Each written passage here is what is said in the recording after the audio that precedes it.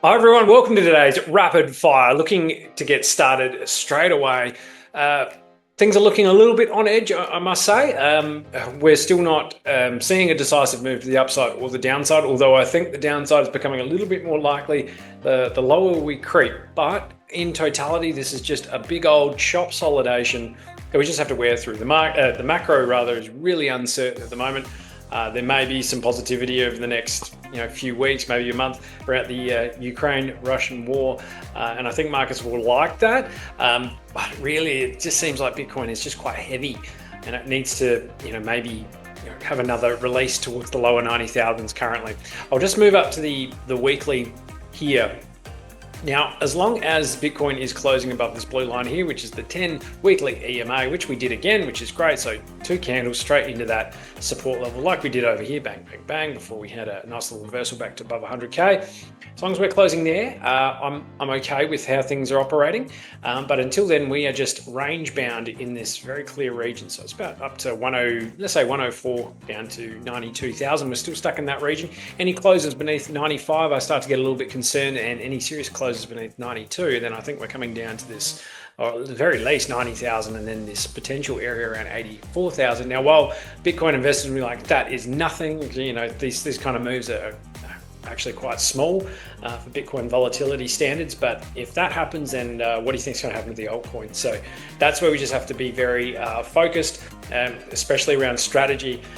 Bitcoin first, Bitcoin heavy approach is just the gold standard right now of how to approach this market. And unfortunately, it's not like we've seen previous cycles where you can throw darts at a dartboard and make a ton of money. Right now, you almost have to have one investor hat on and one trader hat on if you're looking to seek that outperformance from the altcoin market. There are a few charts that look really good, but most of them look really bad. So if you are looking to create outperformance or set yourself up for a longer term positional strike, and I'm going to call it like that, in the mid to longer term, we really need to have a solid understanding of the charts and where strength is coming in, where it's not, when to get interested, when to get aggressive, and when to chop back into Bitcoin. So that's where we sit here with Bitcoin, guys. I'll just go to the daily, give you a little bit more nuance, and then I'll just move into a couple of charts here.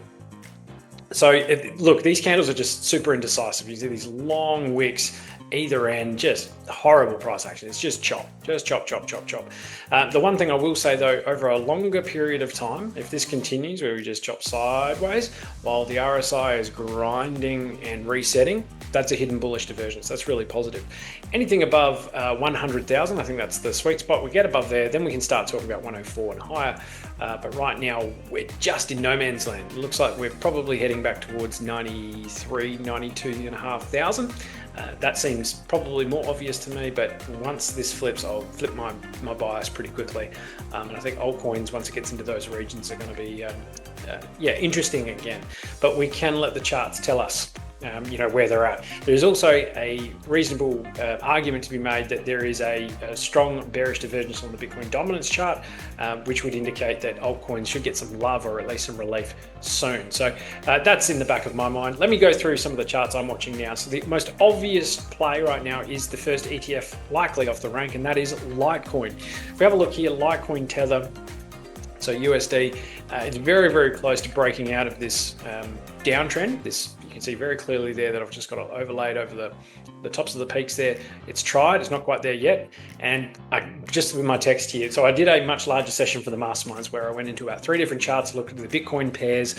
I dived in to a couple of opportunities I'm seeing, one you really want to avoid. So I'm going to cover one that you need to be paying attention to and one you need to avoid today, kind of like a little altcoin Bible. I think it's a useful format to run with. But for me, got to wait for the breakout, then you got to wait for the horizontal break as well. So you see there the flip. That's when you get a bit more data, you're paying a little bit more of a premium, but for more confidence in the move.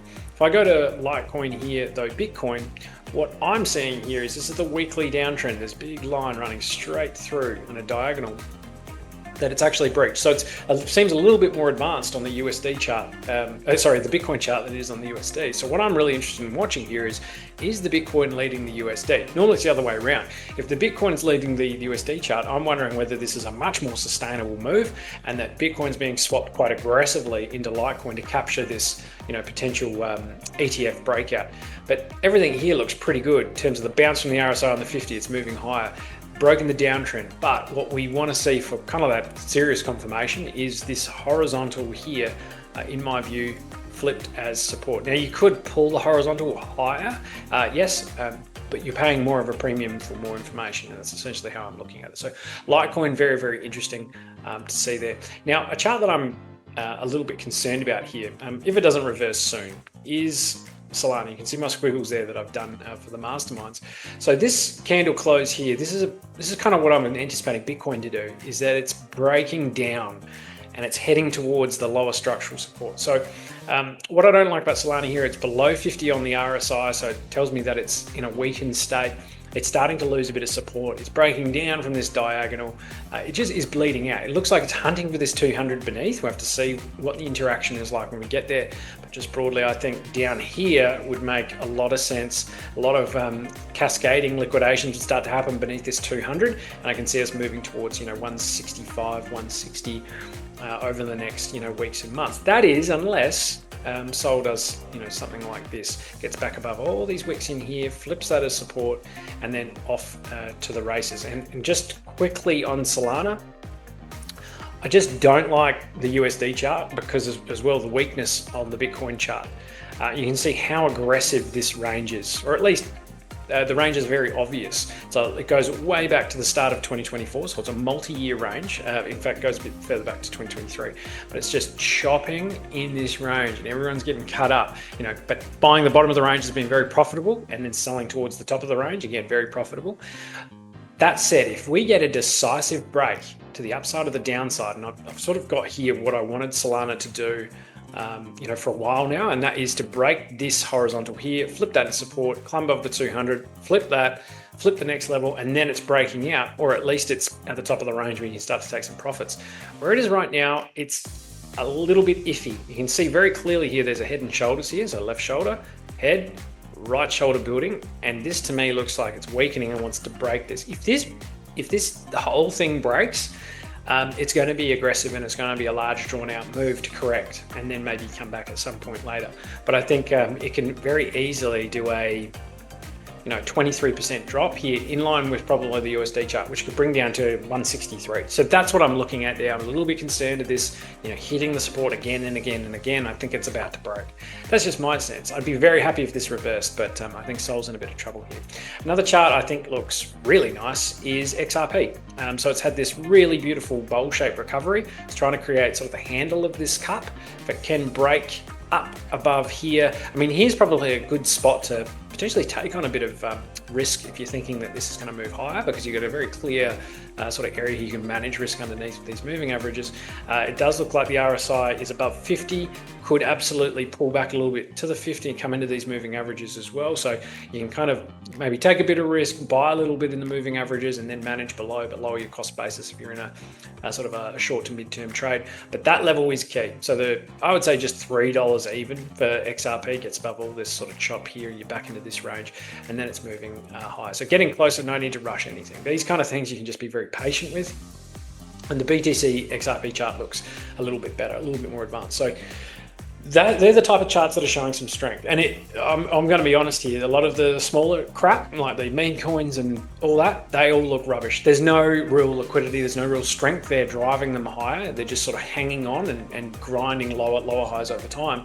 Where there is strength, it's actually in the larger caps. So the big utilities, sort of the quality, quote unquote. So that's where I'm looking, and that's where I'm seeing strength. And just go with what the market's telling you. Now, I wanted to end on this chart just to give everyone a bit of a hopium induction. So this is gold and Bitcoin paired to one another. Now, a dynamic that I've been watching over time is gold tends to lead Bitcoin's runs by about maximum of 3 months, but anywhere between, let's say, 1 and 3 months. But that could change, but it's just an interesting thing where they kind of take turns in running. Now, gold here, when it tops out, it finds a local top, as it did here. So just pretend you didn't know any of the price action on the right-hand side of this circle. You can see it tops out, chops around a little bit, and then does about a 10% move down. At that same time scale, just try and line it up, the same time scale, you can see the line on the bottom chart, Bitcoin bottomed and ramped, went up about 66%. So when gold corrects after a big move, Bitcoin runs. And then when Bitcoin corrects, just chops sideways, gold runs. And Bitcoin could have a correction too, and gold runs. I don't see a problem with that. But you just see how aggressive this move up is from gold. Yeah, exactly. While Bitcoin's just been grinding lower and lower and lower, gold might be topping out here. I mean, this is a very aggressive upwards climb. If gold can start to drop lower, it could be Bitcoin's turn again to just ramp. So these things don't replicate exactly, but they can rhyme. So it's something I'm paying attention to.